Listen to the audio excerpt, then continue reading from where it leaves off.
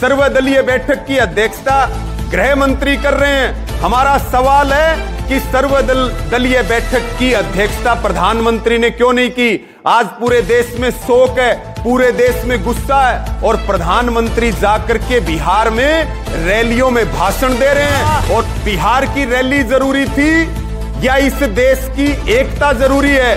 आतंकवादियों का इलाज जरूरी है?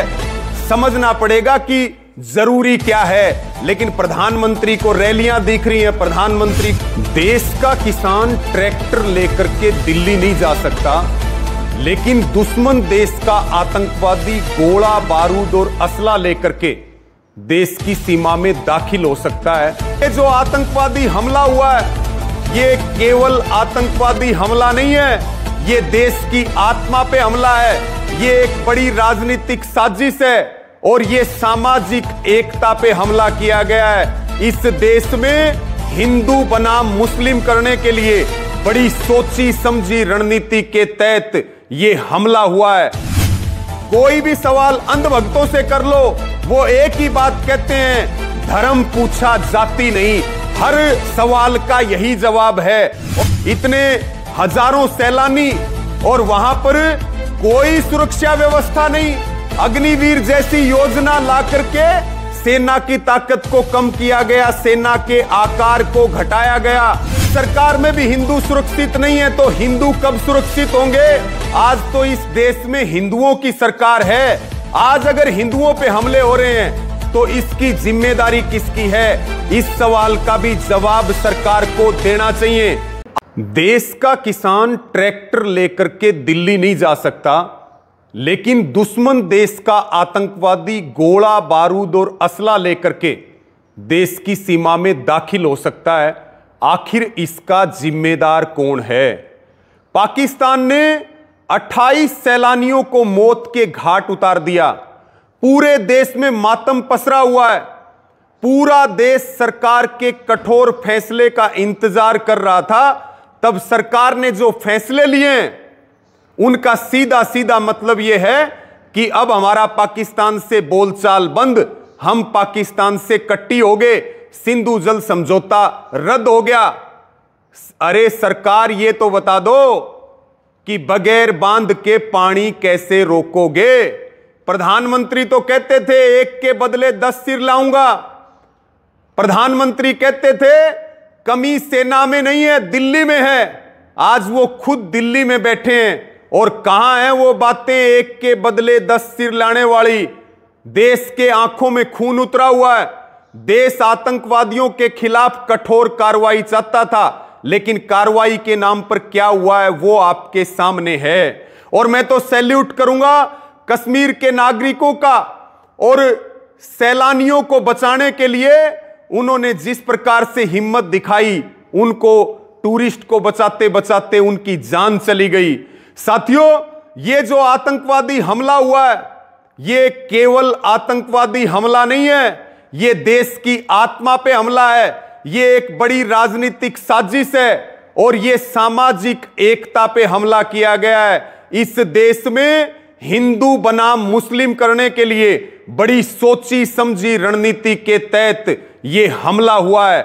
आतंकवादियों ने बांटने का काम किया, नफरत फैलाने का काम तो वो कर ही रहे थे, लेकिन बहुत सारे लोग जो इस एजेंडे को आगे बढ़ा रहे हैं, जिसमें जो निर्दोष मारे गए उनको न्याय कभी नहीं मिलेगा।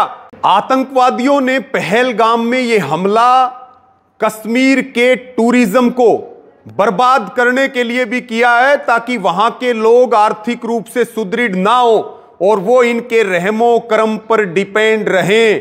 कश्मीर में आज के दिन दहशतगर्दी का माहौल है, भय का माहौल व्याप्त है और कभी भी जिम्मेदारी तय नहीं होगी कि आखिरकार ये जिम्मेदारी किसकी है। और ये जो गोदी मीडिया है, ये क्या आतंकियों से कम है जो पिछले 10 साल से सबके मनों में जहर भरने का काम कर रहा है? इन लोगों को कौन देखेगा, इनसे कौन निपटेगा जो देश में जहर घोलने का काम कर रहे हैं। और साथियों, हमारे सरकार से सवाल भी है, जब आतंकवादी हमला होता है और शिवराज पाटिल इस्तीफा दे देते हैं, तो अब इस हमले के बाद इस देश के गृह मंत्री इस्तीफा क्यों नहीं दे सकते?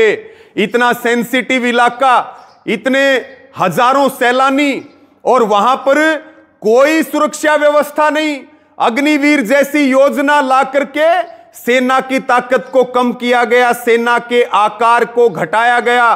सरकार से कोई भी सवाल कर लो, कोई भी सवाल अंधभक्तों से कर लो, वो एक ही बात कहते हैं, धर्म पूछा जाति नहीं। हर सवाल का यही जवाब है। और हमारा सवाल है कि इसका जिम्मेदार कौन है? सुरक्षा व्यवस्था की जिम्मेदारी किसकी थी? सरकार को इन बातों का जवाब देना चाहिए। आज पूरा देश इंतजार कर रहा है। और रही बात अगर इस सरकार में भी हिंदू सुरक्षित नहीं है तो हिंदू कब सुरक्षित होंगे? आज तो इस देश में हिंदुओं की सरकार है। आज अगर हिंदुओं पे हमले हो रहे हैं तो इसकी जिम्मेदारी किसकी है? इस सवाल का भी जवाब सरकार को देना चाहिए। ये जो अंधभगत हैं, ये जो गोदी मीडिया है, इस देश में हिंदू बनाम जो मुस्लिम बन करके, मुस्लिम बना करके, हिंदू मुस्लिम बना करके, और जो राजनीतिक रोटियां सेकने का एजेंडा चलाया जा रहा है, पूरा देश इसको देख रहा है कि कौन जो है वो वोट के नाम से या गिद्धों की तरह लाशों पे राजनीति करने का काम कर रहा है। आज सर्वदलीय बैठक है, सर्वदलीय बैठक की अध्यक्षता गृह मंत्री कर रहे हैं। हमारा सवाल है कि सर्वदलीय बैठक की अध्यक्षता प्रधानमंत्री ने क्यों नहीं की? आज पूरे देश में शोक है, पूरे देश में गुस्सा है, और प्रधानमंत्री जाकर के बिहार में रैलियों में भाषण दे रहे हैं, और गोदी मीडिया कह रही है बिहार से कड़ा संदेश देंगे प्रधानमंत्री। शर्म बेच खाई गोदी मीडिया ने। इसलिए हम ये कहना चाहते हैं, क्या बिहार की रैली जरूरी थी या इस देश की एकता जरूरी है? आतंकवादियों का इलाज जरूरी है? समझना पड़ेगा कि जरूरी क्या है। लेकिन प्रधानमंत्री को रैलियां दिख रही हैं, प्रधानमंत्री को वोट दिख रहे हैं, पीएम को देश का गुस्सा। और इतनी बड़ी जो घटना हुई है, जो विनय नरवाल हैं, उनकी बहन जो करनाल से सैन्य अफसर शहीद हुए नेवी के, उनकी बहन ने कहा कि 1.5 घंटे तक वहां कोई संभालने वाला नहीं आया। जम्मू कश्मीर के लोगों ने आतंकवाद के खिलाफ जुलूस निकाला। पूरा देश इसमें एकजुट है। इस देश में जो भी सच्चे देशभक्त लोग हैं, पूरा देश एकजुट होकर के इस आतंकवाद का विरोध कर रहा है। पूरा देश पाकिस्तान के खिलाफ कड़ी कार्रवाई की मांग कर रहा है। और मैं इस वीडियो के माध्यम से सरकार के लोगों को यह बताना चाहता हूं कि उनके नेता मीडिया और सोशल मीडिया और नागपुर मुख्यालय से देश को बांटने का काम बंद करें, नफरत फैलाने का काम बंद करें, और आपदा में अवसर ढूंढने का काम बंद कर दें। पूरा देश आपको देख रहा है। ये जो आप कर रहे हो, देश इसका हिसाब किताब करेगा। ये हमारे गंभीर सवाल हैं, ये सरकार से सवाल हैं। अगर सरकार के अंदर हिम्मत है तो वो इन सवालों का जवाब दे दे। इस वीडियो को शेयर करें। सबका धन्यवाद। जय जवान, जय किसान।